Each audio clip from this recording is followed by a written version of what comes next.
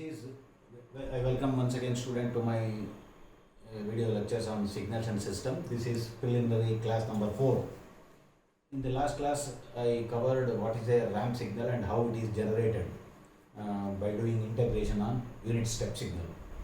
Now we shall consider the next generated function, what is known as impulse function. This impulse function, I will come to the symbol later. Impulse function is a derived function.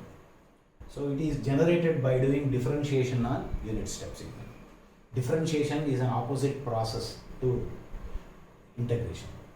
So this is step signal. So we have to do differentiation.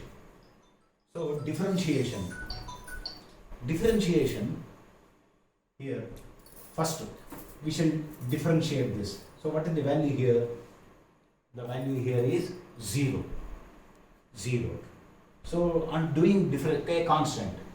So differentiation on this once again yields 0. Next, here the value is 1. So what is differentiation? So differentiation yields 0. But in between these two, there is a sudden change in step. It is going to possess a slope of infinity. If a line is vertical like this, it is going to possess a slope of infinity. So physically, differentiation means slope. So here, in going from this level to this level, sudden change, it results in a slope of infinity. Therefore, on doing differentiation here at discontinuity juncture, that is at t equal to 0, it yields, it goes to a value of infinity. You can't predict. So at t equal to 0, it goes to infinity. This is what is called as impulse function. So on looking this value infinity, so then comes a question. It is not properly defined. Impulse function is not properly defined. Simply it takes a value of infinity means you can't predict value. So mathematicians, what they did, they modified this impulse function and they called it as unit impulse function. Unit impulse function. I will explain what is a unit impulse function. And I am not going into the details of this unit impulse function. This unit impulse function was a topic in network analysis. So later, mathematicians, they started using the area concept. So on area concept, so they defined this unit impulse function.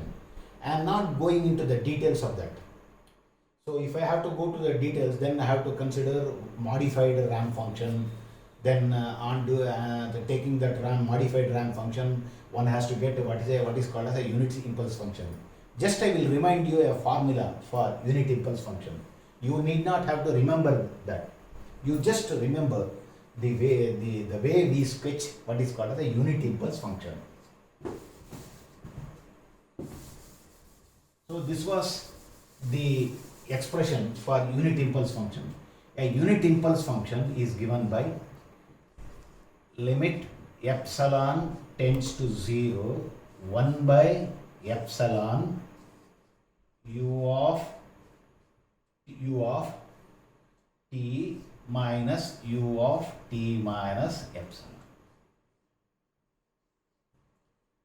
Limit epsilon tending to 0, 1 by epsilon u of t minus 1 minus u t minus epsilon. What is epsilon? I am not going to explain these points. Here it takes us somewhere and the student will lose interest. So in the limits it is explained. That means this is area. This is called as area. I am not explaining any of these points. So it is taken as an area concept and in limits it results in a value of 1. It is called as unit impulse function. Now I request students not to go into the details of this. So if they just remember what is a unit impulse function, it is more than sufficient. It is shown like this.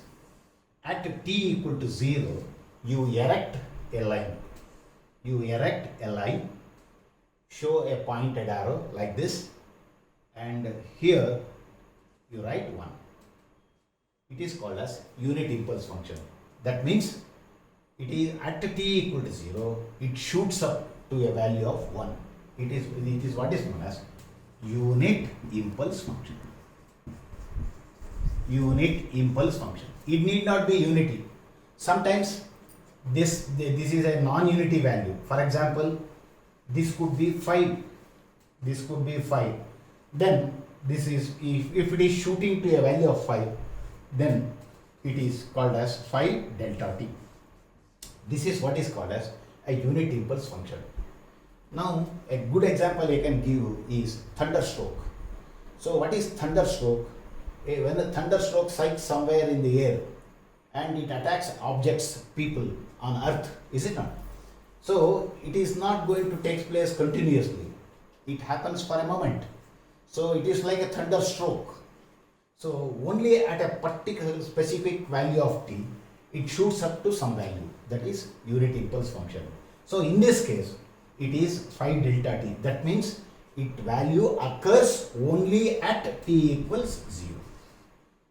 For non-zero values of t, its value is not going to exist. For example, you see anywhere else here, it is not existing. It exists only at t equal to 0 and its value is 5. And this function is what is called as unit impulse function, and it is written as 5 delta t or simply delta t. Here also you can apply the argument concept. So, and you can shift this impulse function. For example, this unit impulse function is shifted to this point, say for example t equal to 5. If you have shifted the unit impulse function to the right by 5 units, then it is written as 5 delta of t minus 5. So once again you apply this concept, argument concept. So t minus 5 equal to 0, only when the argument becomes 0, the value exists. T minus 5 equal to 0 means t equal to 5. Its value exists at t equal to 5. So t minus 5 not equal to 0. If it is not equal to 0, then the functional value is 0. So it is called as 5 times delta of t minus 5. If it is shifted, so if it is made to occur early, then it is written as, for example, you have made this unit impulse. In this case, the unit impulse is occurring late by 5 units. You can make the unit impulse to occur earlier. If it is occurring at t equal to minus 5 instead of 0, then it is written as 5 times, it is written as 5 times delta of t plus 5. Whenever an impulse is shifted right, minus sign. Whenever an impulse function is shifted left, plus sign. So 5 delta of t plus 5. Once again you apply here. For t plus 5 equal to 0, its value exists. So t plus 5 equal to 0 means t equal to minus 5. Only at t equal to minus 5, its value is 5. Its value is 5. So t plus 5 not equal to 0. And for other values of t, the value of the function is 0. This is called as unit impulse function. So students have to very well remember these fundamental concepts which are stated in network analysis. Is step function, shifted step function, ramp function, impulse function, then unit impulse function. In the next class, I will proceed further with another function called as gate function. Thank you.